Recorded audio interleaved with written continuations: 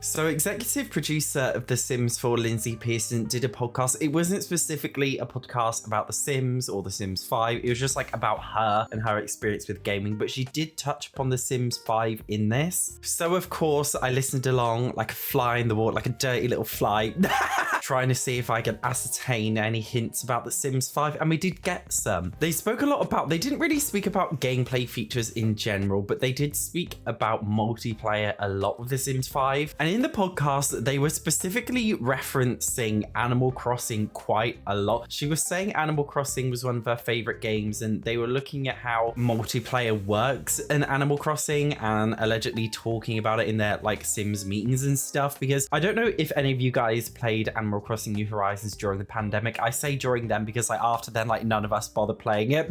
We just gave it up. But you know, with Animal Crossing New Horizons, like it is a single player experience. You just play the game by yourself, but there is the opportunity to visit your friends' islands, and you could kind of like help your friends do different things, but it was mostly just like, you know, playing around together, like doing a little tour or something. And it's like, you know, with Animal Crossing, you have your own island, which is like yours, but you can invite other people to come over and have a look at it. And that's kind of what they were referencing with The Sims 5, which I felt like was good news, because I had this fear that The Sims 5 was going to kind of be like some kind of crazy MMO where like you all share the same space, especially because in like some of the leaks or like information drops we've been getting about The Sims 5, there seems to be this really big focus on apartments. I remember a while ago there was actually a job listing where they spoke about like designing, they specifically said apartments in The Sims 5, and it's like, why are you very specifically saying apartments? Why not just say houses? So it seems like, you know, apartments were like a key focus of The Sims 5 and living in an apartment, and it made me feel scared because like, what if it's this giant MMO where you have your apartment and you're not allowed to live in a house or choose any lot to live in the world? Like that honestly terrifies me, because for me and for most simmers, The Sims is like a single player experience, and I was worried that it was going to be some kind of metaverse, but it seems like it's probably not necessarily going to be like that. I'm sure they probably had talks about it. I feel like the metaverse thing, like it's over now. You know how like NFTs were a thing for like a couple of years and everybody hated them, and then they started dying off. Like I think we're seeing the same with metaverses. Like it was trending, but then like slowly it's just starting to die off because nobody cares. So I'm feeling a little bit more confident that The Sims 5 is not going to be like a Roblox metaverse thing. Not that there's anything wrong with a metaverse, like it's just not The Sims. Do you know what I mean? We already know like actually multiplayer is available in The Sims 4. A lot of people don't know this, but there is actually a multiplayer mod, and it lets you play The Sims 4 with friends, like living in the same world. It's pretty insane. So even though it's not official, technically the technology exists in The Sims to do multiplayer, although how that would actually work out in real life, I don't know. I know I've seen a lot of Sims YouTubers do like Sims multiplayer board games and things, and they create like a whole board game set up in The Sims and do this multiplayer thing. I know like it's been a very popular thing that a lot of Sims tubers do, but then I think like that's not really The Sims, is it? Like you don't play The Sims to play board games, so like multiplayer would have to be more than that. If you look at a video game like Palia, which is a newly released MMO simulation game, when I last spoke about MMOs in my last Sims 5 video, nobody knew what I was talking about. MMO stands for massively multiplayer online. You know, like dorky games like World of Warcraft, which is where you play in a giant world with tons of other people. You know, like Fortnite, guys. It's like Fortnite's like an MMO, like you play with other people in the same world. That's what I'm talking about. With Palia, you play in this giant open world with a ton of other people, but you have your own house, which is yours, and like nobody else can touch it. It's like an invite only space. But the actual open world itself, like you speak to villagers with other people, you can like gather and hunt resources with other people. And this is one of those games in like the cozy life sim genre. So I guess for now, that's like the next closest best thing that we can compare to. I think if it was integrated into The Sims 5 like this, I would be a little bit disappointed, because like I don't want to just have like my house as my own private space. Like I want to be able to go to a community lot in The Sims and it's only like me there and some randomly generated townies. I don't want like real people there. Do you know what I mean? I feel like with The Sims, if there ever was multiplayer, it would have to be like an invite only kind of thing where you specifically do it with friends. I feel like that's the only way they could ever really justify it. Interestingly though, in the podcast, they actually spoke about Among Us,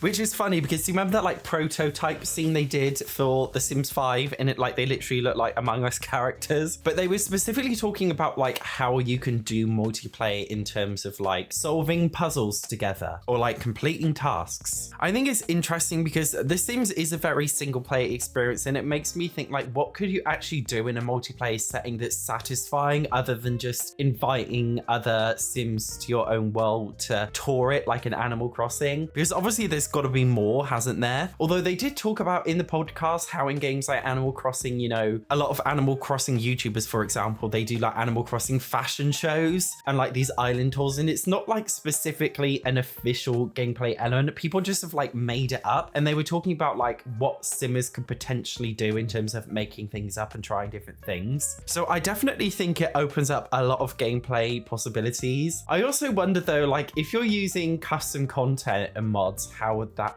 work? I'm assuming they've kind of hinted very strongly towards having an in-game like custom content like workshop or marketplace kind of thing, and I think that would make a lot more sense if you're doing a multiplayer thing. That's what they do in Roblox. Honestly, like my biggest fear is The Sims 5 being like Roblox. Like, you know how do you remember My Sims? That game was like The Sims version of Animal Crossing, and it was awful.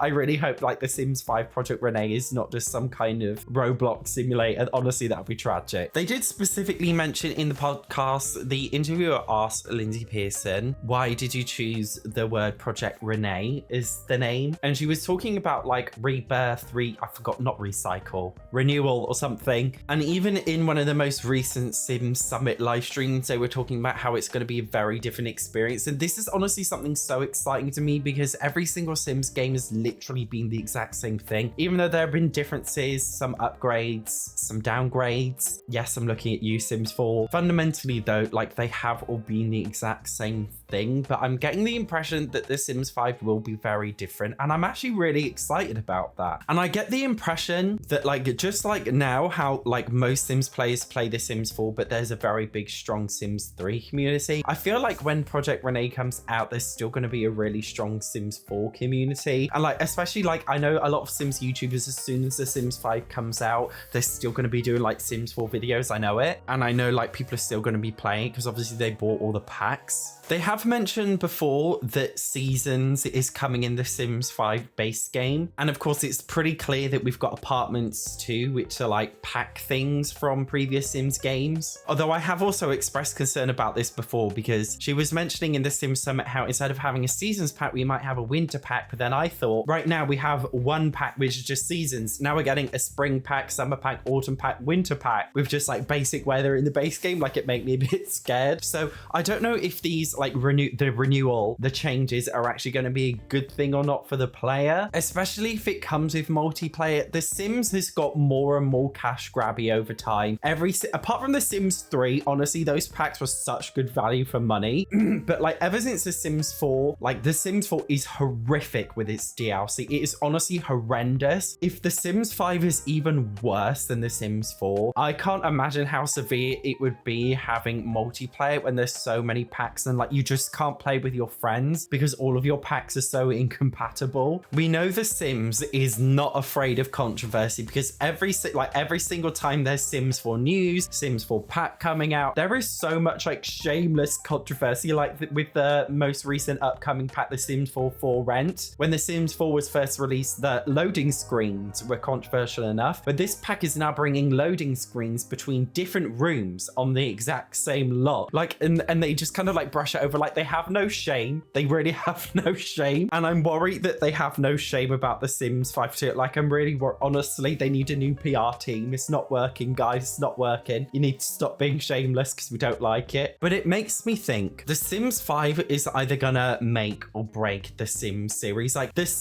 when The Sims 4 was released, I can't even think of an analogy. Like imagine like a rope splitting apart and it's like tied together just by a couple of threads. That's what The Sims 4 did to The Sims franchise because of how poorly it was received and how controversial it is. Although interestingly, it's like the best-selling Sims game, like it's such a popular Sims game, but it's still held together by like a tiny piece of string, I feel. And I just feel like the Sims 5 is either gonna make it or break it. And I really hope it makes it. I really hope they do something so big and bold. But for now, we've kind of got more hints that the Sims 5 is gonna be hopefully primarily a single player experience, but with the option to do multiplayer if you want to do it, and it won't be this big intrusive thing. It will be more casual, like inviting friends over to chill with you. Although I think to myself, like, I play The Sims because I don't have any real friends, and you do too. Yes, you don't lie to me. You have absolutely no friends. You're a loser. So you live in the fantasy Sims world where you can pretend you're living this perfect life. Don't tell me that's not you, because you know it's true. Yes, I'm talking to you. Because people who play The Sims are losers. Yes, we are losers. We don't have any real friends, and we don't have any friends who play The Sims. So how on earth is multiplayer going to work when everybody is a loser and they don't have friends? And this has been really evident because I've noticed that the reaction for The Sims 5 being online has been so negative in the Sims community, but it's been really positive in the general gaming community. So many Sims are terrified of having an online experience, but gamers in general who are not Simmers find this like really cool and innovative and exciting. And it's definitely this big thing where it's like, do you